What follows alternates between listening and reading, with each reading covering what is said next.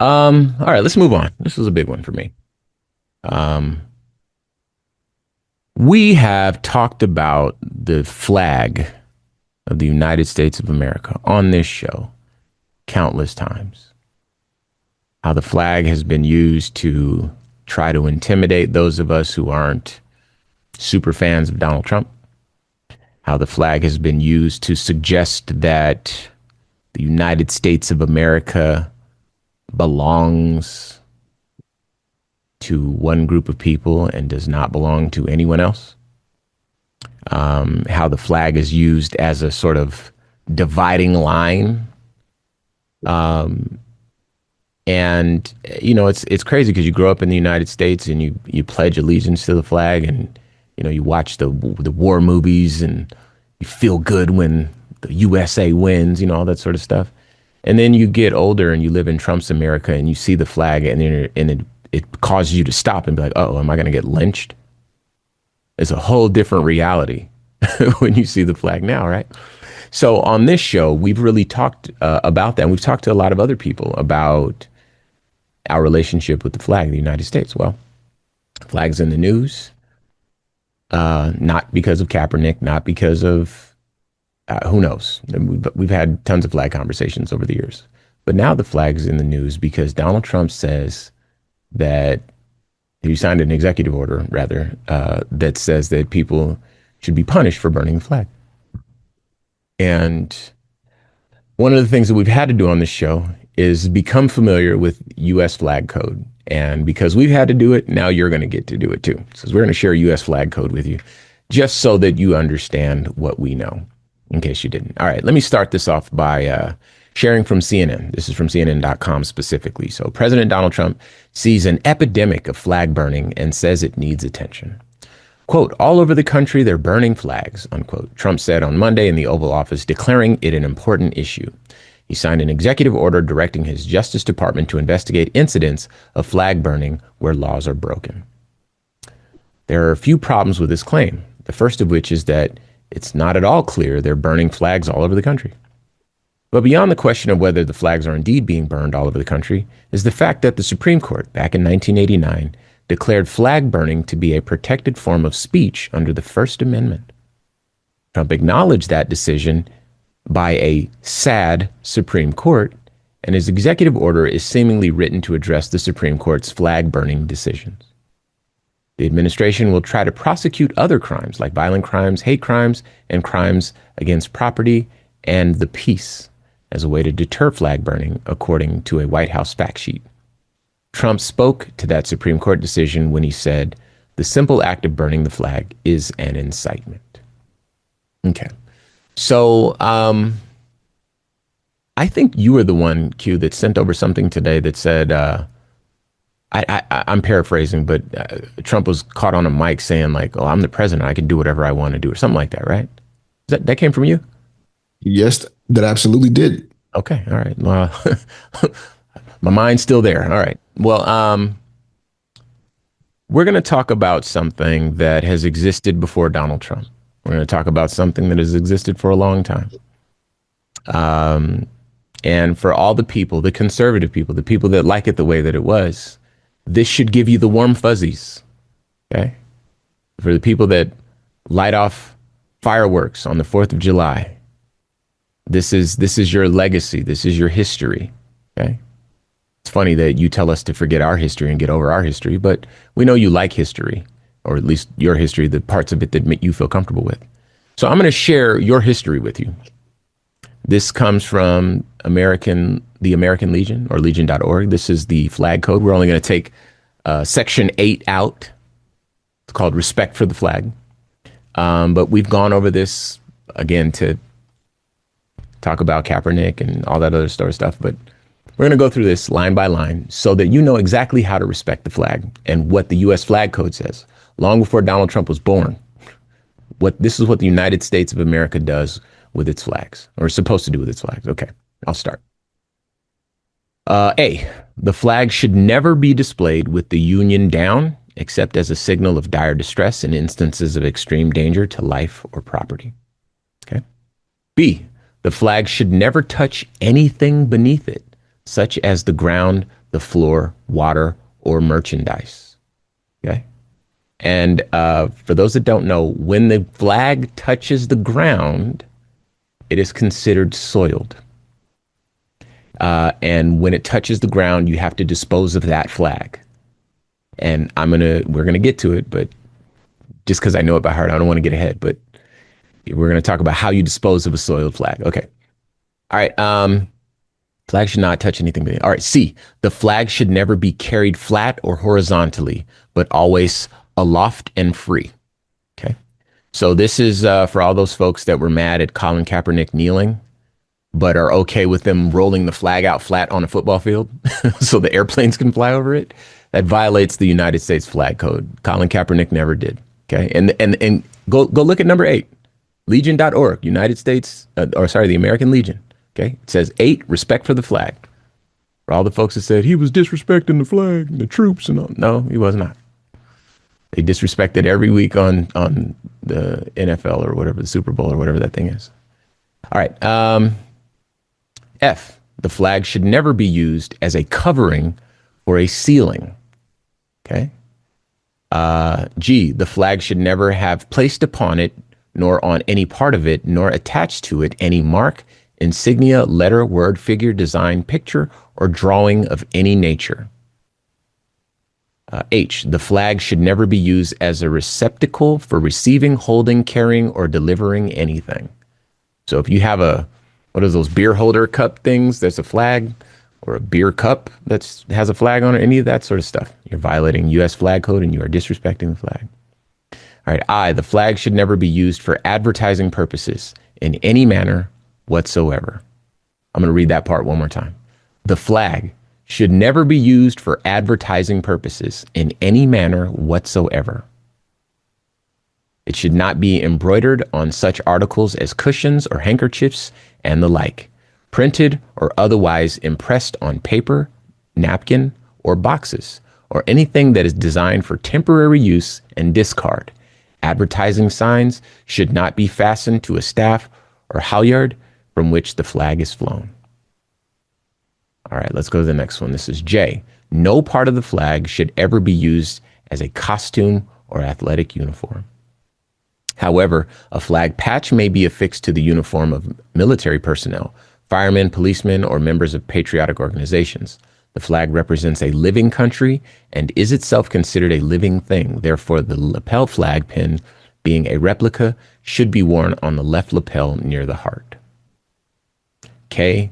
The flag, when it is in such condition that it is no longer a fitting emblem for display, should be destroyed in a dignified way, preferably by burning. All right. And I promise you, flag code is a lot longer than that, but I just wanted to break out kind of the important parts for today's conversation. But man, you could break it all the way down. Whoever decided on flag code really did care about the flag, and you can see that. And I'm not mad at this. You know, it's okay to have some pride in your country and, you know, whatever. If I played for a sports team, I'd have pride in that team. If I lived in a country, I'd be happy that this is my country, these are my folks. You take the good with the bad, whatever. But there's so many people who have like selective outrage. And again, for people that have that selective outrage, that look at Donald Trump and say, oh, well, you know, he's the president, he should be able to do whatever he wants. They're spitting in the face of tradition or spitting in the face of the flag. This is actually flag code. Okay. And for the people that want to kind of split hairs or, you know, kind of walk that weird line saying that, oh, these are the old rules and they don't reflect modern sensibilities, you know, just ask yourself if you're in the same group that says, you know, black people should get over slavery, because slavery was a long time ago as well. Do you select which history is important to you? Or do you believe that all history is equally important for this country that you love? And if so, you should not be picking and choosing.